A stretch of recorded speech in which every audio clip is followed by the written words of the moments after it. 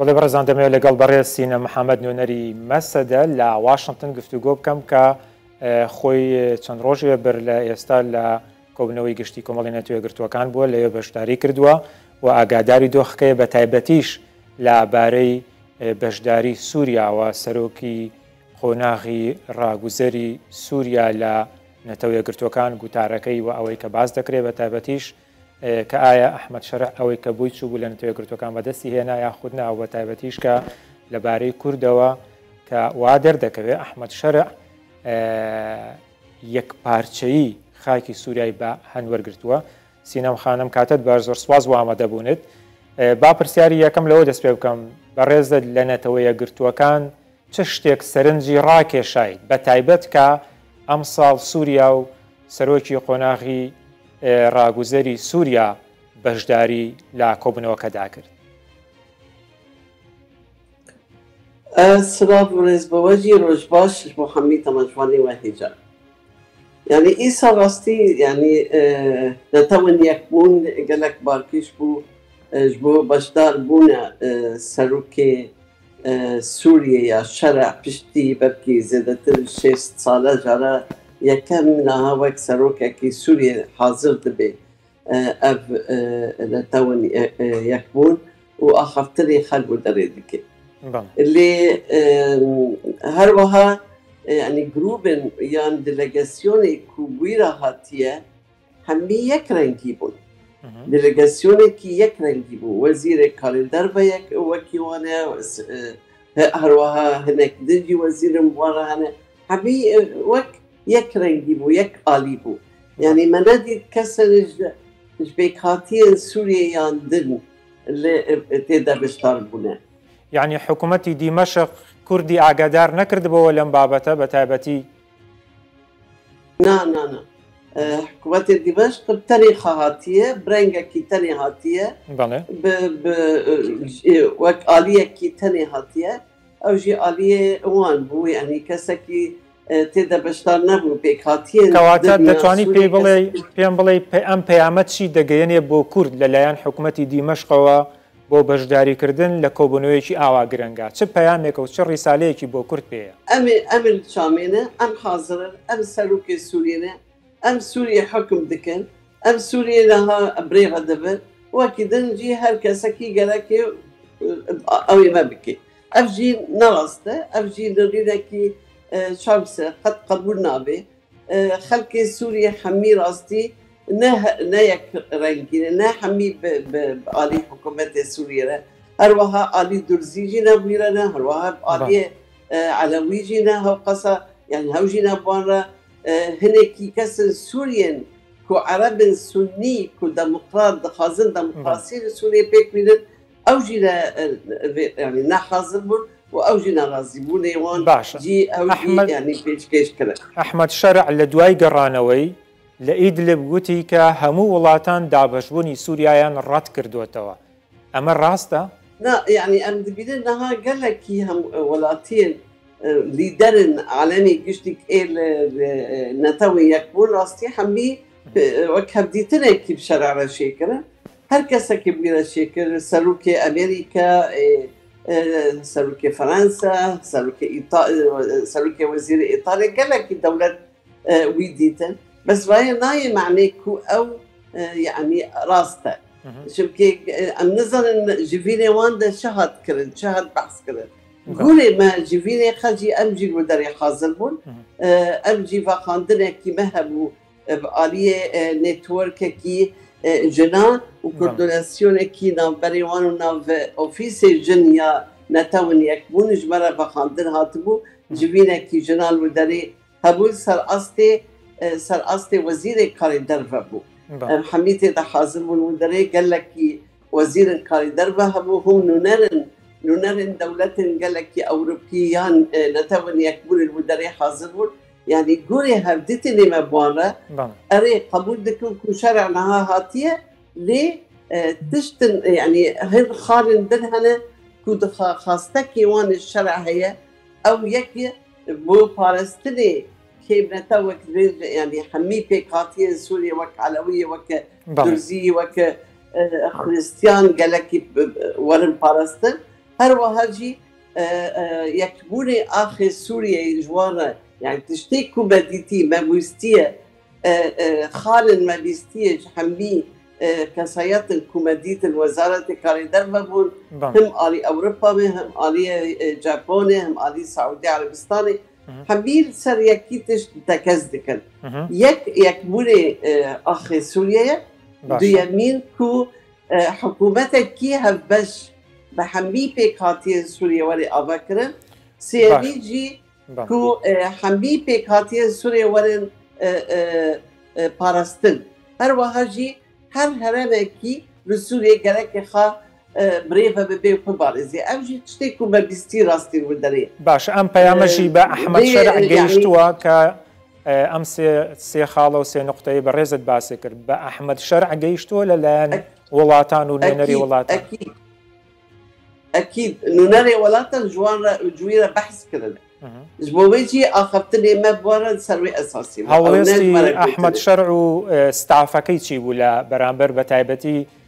ما في بيك هاتكان وبشداري كردني بيك هاتكان لسوريا يعني فهي منادي أحمد الشرع منادي حتى أمظلمة بس هالوستيوي بيريبو يعني قال لك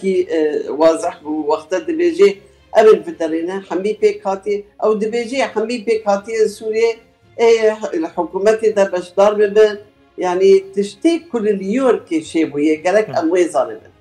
تشتي كل نيويورك شيبوية هفديتني كل نيويورك شيبوية بيشوازين سلوك سوريا أحمد الشرع كل نيويورك شيبوية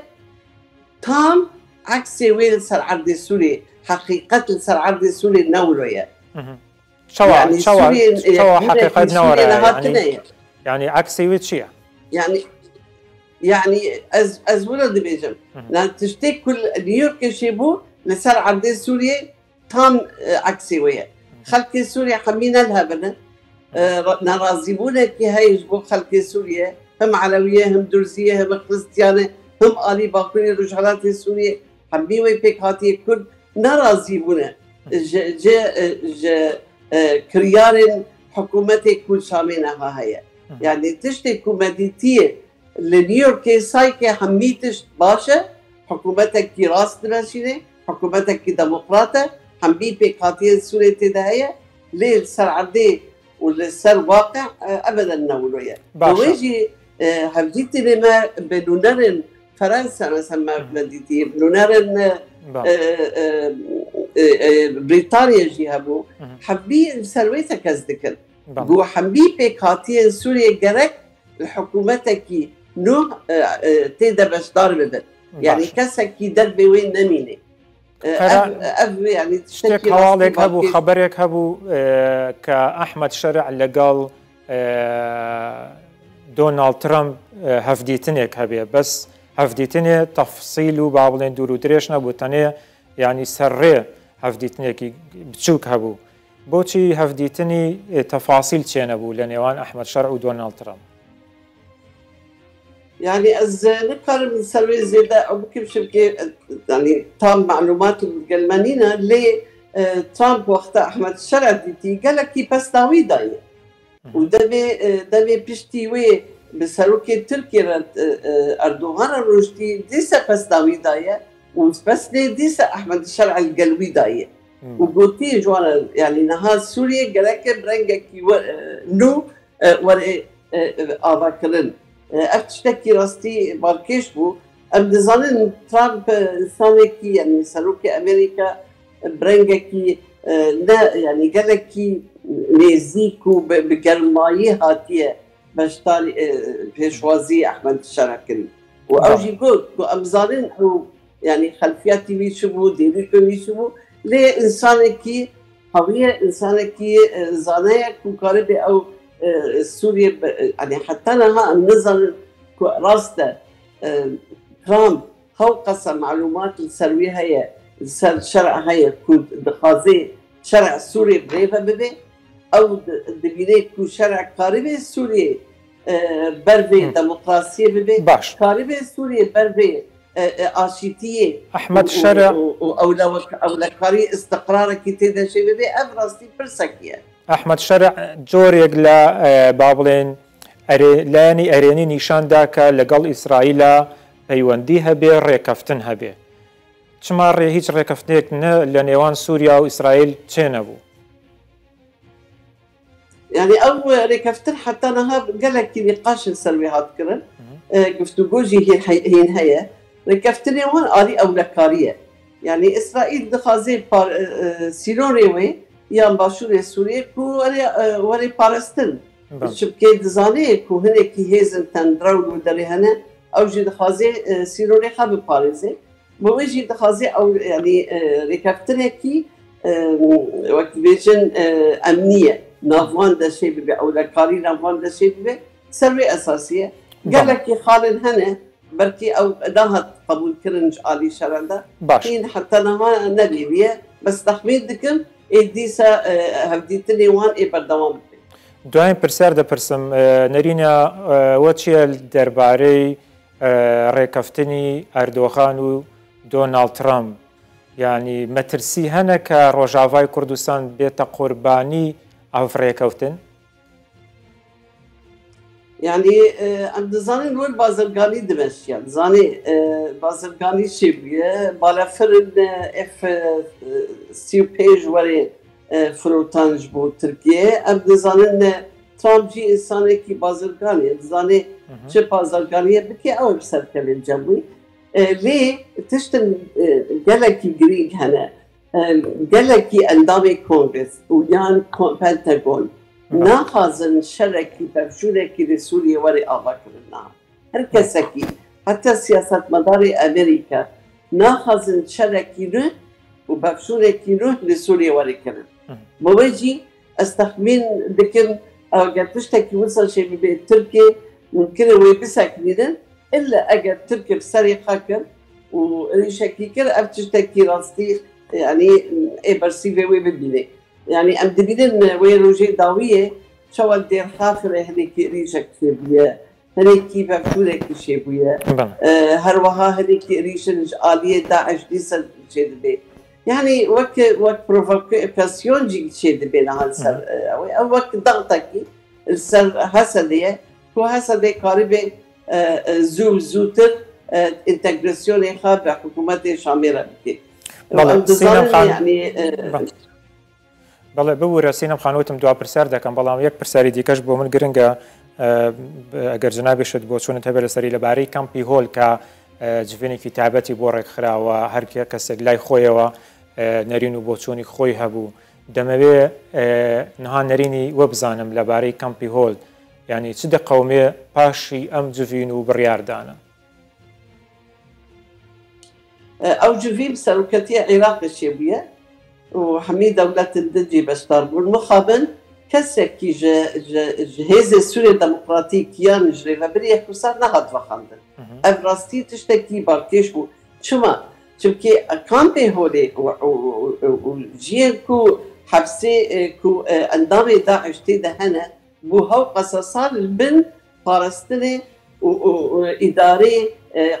هذه سوريا الديمقراطية شما كسكي جهاز تيدا بشتار نبت يعني أم أساساً الودري ليه أنا ظن يعني أم كارب بيجن بره دخازن أمجي وانا لا أمجي دخازن إنسان كل كامبي هولي دولة الورن هم ولاطيقة بقرينا أفتشتكي بومجي باشا أمجي ناخذن كامبي هولي دبكي دريش ترجنا هذا هي ببين الودري تبكي كامبكي قال لك خطرة وتهديدك نزل سر همولاتية والبيكاتية باكر الرجالات السورية دكي ما جي خاصتك ما هبو تحمي دولة أوروبا جي عربا جي ما دكود قالك ونورن جرن زاروشن الدابخة كو اوي ناف داعش قالك ولن بقرين ولاتيخة أبجي يعني البانجي ما جي ولوبو بله زور سپاس دکم أبجي راستي أبجي دخازن أبشار سلب بي فرسكريكي كامبي هوليجي وحبس جي ودري ولن شار سلب كرن جبو آرامیه باکوری رجالات سوریه جیابی. زور سپاس خاتو سینە محەممەد نوێنەری مەسەدە لە واشنگتن سپاس کە لەگەڵم بووی.